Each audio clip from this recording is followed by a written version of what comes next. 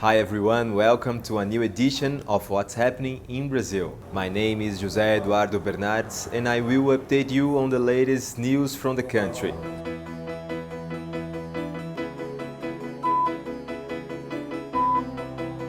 The shift in environmental politics seen in Brazil in 2023 was Lula's main trump card at COP28 in Dubai, United Arab Emirates. The United Nations Conference on Climate Change reunited 138 countries to discuss goals and agreements to save the planet from global warming. In one of his speeches, the Brazilian president kept his compromise to reach zero deforestation in the Amazon rainforest until 2030. On December 3rd, Antônio Bispo dos Santos, known as Nego Bispo, died at 63. Writer, intellectual, educator, and social activist, he was considered one of Brazil's greatest quilombola thinkers. Bispo wrote articles and books on the history of black people's resistance and developed the concept of counter-colonialism. Brazil lost or failed to collect $60 billion in the 4 years of Jair Bolsonaro government due to the public incentives for the consumption of fossil fuels such as oil, natural gas, and coal. Data shows that in 2022 alone, the country gave up $60 million in incentives to this kind of fuel, while the renewable energy sources had $3 billion in incentives. In 2022, the rate of intentional violent deaths in the legal Amazon was 45% higher than the figure recorded in all other regions of the country, while Brazil's average was 23 intentional violent deaths for each 1,000 inhabitants. In the Amazon, it was 33. According to a study recently released, 57% of the residents in the legal Amazon have been living under the rule of organized crime. Criminal factions are part of the reality of at least 178 cities and towns. Maceió City Hall in Alagoas State declared an emergency situation for 180 days due to imminent collapse of one of Braskem's rock salt exploration mine, which may cause many neighborhoods to sink.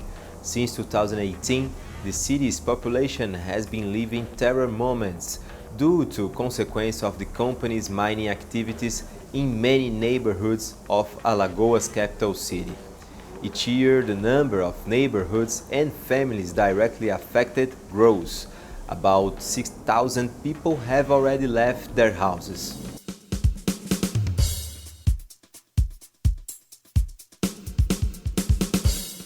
Rio de Janeiro City Hall informed plans to forcefully hospitalize people living on the streets who are addicted to drugs. The statement was made by the city's mayor Eduardo Paes on social media platforms, arguing that we will prevent crimes from happening. Right and mental health experts say the proposal is inefficient and investments in public policies that will really benefit society must be done. Recently, Rio de Janeiro's mayor, Eduardo Paes, informed that a proposal for forced hospitalization of street people suffering from addiction was under development. The statement put the controversial subject on the spotlight again. Besides human rights and mental health professionals, Brazil's federal public ministry and the state public defender's office criticized the statement and classified it an unconstitutional measure. Lawyer Cristiano Marona, the director of Justa Platform, explains that in Brazil there is an anti-mental asylum law. The forced hospitalization can only happen in exceptional situations, such as mental health crises and mental disorders, when the person can cause self-harm. Nessa situação específica, In these particular situations, forced hospitalization may be ordered, but the public ministry has to be informed within 72 hours, and it should only last as long as necessary to overcome the crisis. The fact that someone is living on the streets doesn't grant permission for hospitalization.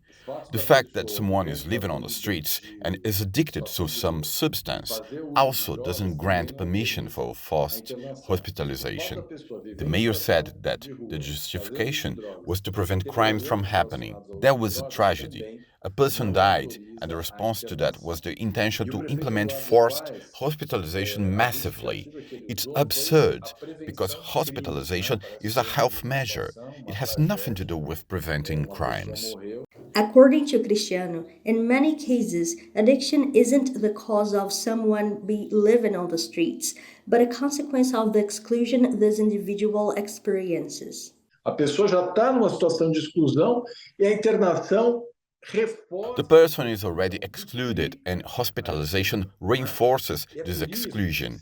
That's why there is a common understanding today that this complex situation of people living on the streets needs to be addressed with measures to include them.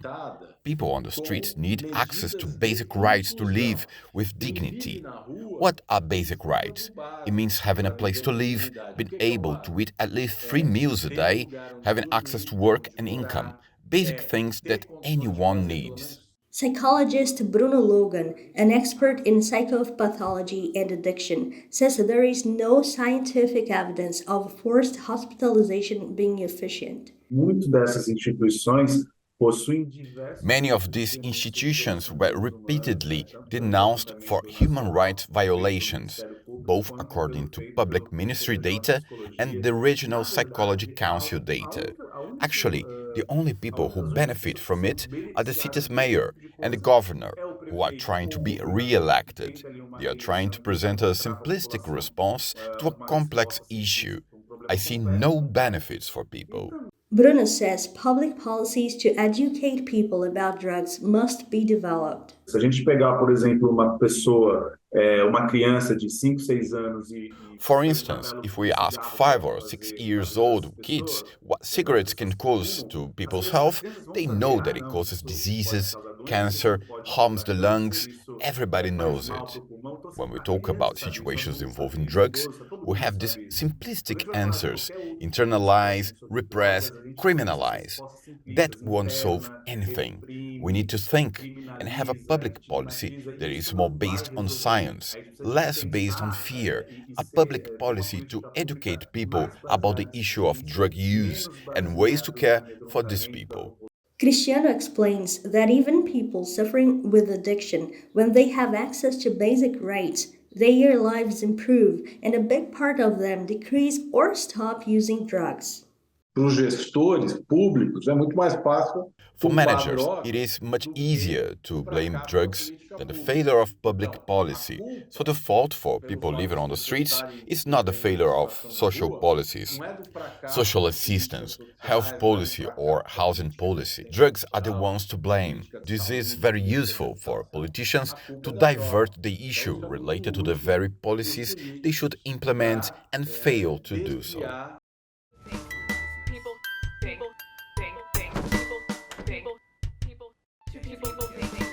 In today's Culture Talk, you will see a different calendar, calendrag. The initiative celebrates the drag queen culture with an inspiring production for 2024. The theme is surrealist art.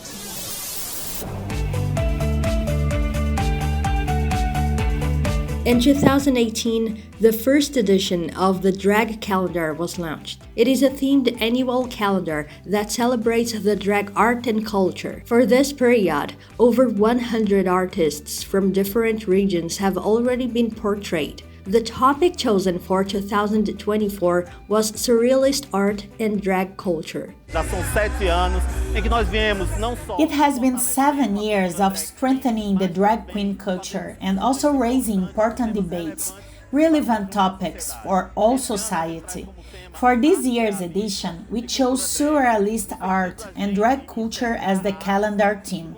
We will frame art from a political perspective, emphasizing the capacity to dream of new worlds. Besides being a calendar that will be in people's house, the drag calendar is full of artistic power due to their stories and the mapping we have been making through the years, which is mapping the drag artists for Brasil Federal District and from all over the country. Singer Gal Maria is the face of the 2024 calendar cover, using a reference to Frida Kahlo, Diego on My Mind, self-portrait as Tijuana from 1943. It was like a rain of emotions. I'm very moved to be here, not only on the calendar cover, but also for sharing this story about surviving, reborning. For 4 years, fashion designer Diego Rocha has been one of the professionals who collaborates to produce the drag calendar. In 2024, he will be responsible for some of the costumes. He explained the importance of this kind of work. For me, it's an honor to be a fashion designer who choose the clothes for these beautiful photos. I like to know those incredible artists and their different realities. They are artists who bring to the photos what we need. Victor Baliani, a drag queen and member of the drag collective, adds. It is a very rich work. I think that the calendrag will keep on growing and take unimaginable proportions to the Brazilian cultural scene. Each calendrag edition costs 50 reais. This year, the money collected selling the calendar online will be used by projects Distrito Drag develops.